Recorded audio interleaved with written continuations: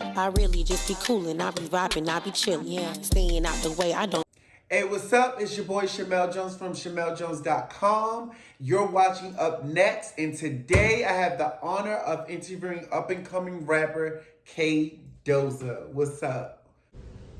I'm K.Doza, and I'm up next. More stops, did a couple more pops. He took me out to eat and then had me back at the spot. Every day, and now I'm torn, heartbroken and scorned. Thought you was an angel, didn't notice your hand. I'm super excited to have you here. You may be new to music, but you are not new to my life. I actually met you back in like 2020 in Poland, of all places. I was at your workspace and I just heard you talking, and you, of course, working and stuff. Heard you talking, I'm like, who is this girl? Like, her accent, her demeanor, just the way you were moving just made me so drawn to you as a person. And then from there, we developed a friendship, and you would come to my events. And at one of my events, you were just like, hey, y'all, I've been in the studio. I'm getting into music. I want to start rapping. And everybody like, okay, cool. Fast forward, you dropped your first single. And I was like, oh, snap. Like, this is dope. Like, I don't know. Like, what made you get into music? You are so right. We actually did meet in Defender 2020 in Poland, and ever since then your friendship to me has been key. It's been a joy having you in my life, and I'm just so grateful that you're here. Honestly, I get asked that question a lot. When did I start rapping? When did I start doing music? What a lot of people don't know is I actually started rapping in middle school.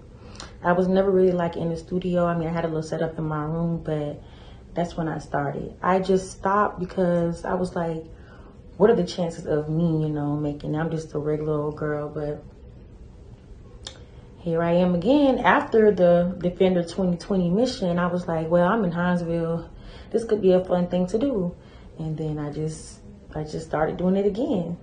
So you being from Jacksonville, Florida, who gives you that stamp of approval that you're on the right career path and that your music is blowing up? Like, for example, Miami has Trick Daddy and Trina, who signs off on new artists. Who does Jacksonville have personally? That is actually a hard question for me to answer. There's so much talent out of Jacksonville. We have a few artists that doing their thing out there. But if I had to choose, I would say Tokyo Jet. She's another female artist out of Jacksonville, Florida, very talented.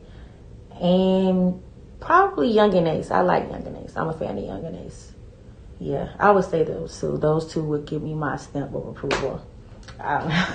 So people may not know this about either of us, but we're both actually active duty military. So being in the Army, do you feel as though it has helped or hindered your career? Yes, we are active military. I am actively in the Army right now.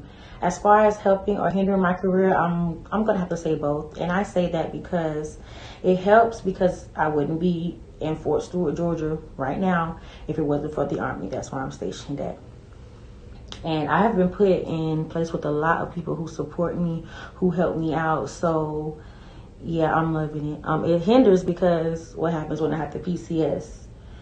I'm comfortable where I'm at. I'm loving the crowd I get and the people who actually support me. What if I don't get that in the next place? What if they don't receive what I'm trying to do as well as these people receive? Because in the end, we all have to go. So I personally have not been able to see you live, but I've seen your performances online, and there has been a lot of discussion about male performances versus female performances and how females have to do so much more on stage opposed to men who just stand there and just recite their lyrics. So how do you feel about this topic personally as a female artist who has to have a certain look, choreography, energy, and things like that? What's your take on this? I would say, because I can only speak for myself, I would say I agree with that 50-50. Only because when I get up there, I don't really have choreography. I just get up there and just perform. If you've ever been out with me, you know that I'm going to dance regardless. I'm not a wallflower. I'm going to get up and dance. So I pretty much just do what I would do at a normal party or at the club on stage when I'm on there. As soon as I hear my music, I'm ready to go. I be so nervous, but as soon as I hear my music, I'm like, all right, it's time. So I pretty much just go with the flow. As far as males, yeah, they don't really have to dance as much, but it is cool when they do. So you have a big social media presence, and as an artist who's constantly growing and increasing their fan base, how do you feel about cancel culture, and what steps are you taking to make sure something you do now does not hinder your career in the future? I know opinions may change and new information may be present, but how are you handling cancel culture and just educating yourself now about topics that could get you in trouble in the future? While canceling someone seems very like harsh, I do believe in cancel culture, and I feel like it's very real. You can really dig yourself in a hole. The steps that I'm taking to prevent cancel culture on my end would be to just continue to be me. I'm not a nasty person. I don't think of myself as a mean person to just say anything just that'll get me looked at any differently. You know, I'm very cautious of my words. Sometimes I do say things, but it's never to disrespect anyone. So yeah, I would never just say anything rudely to hurt anyone. So you have a very successful military career.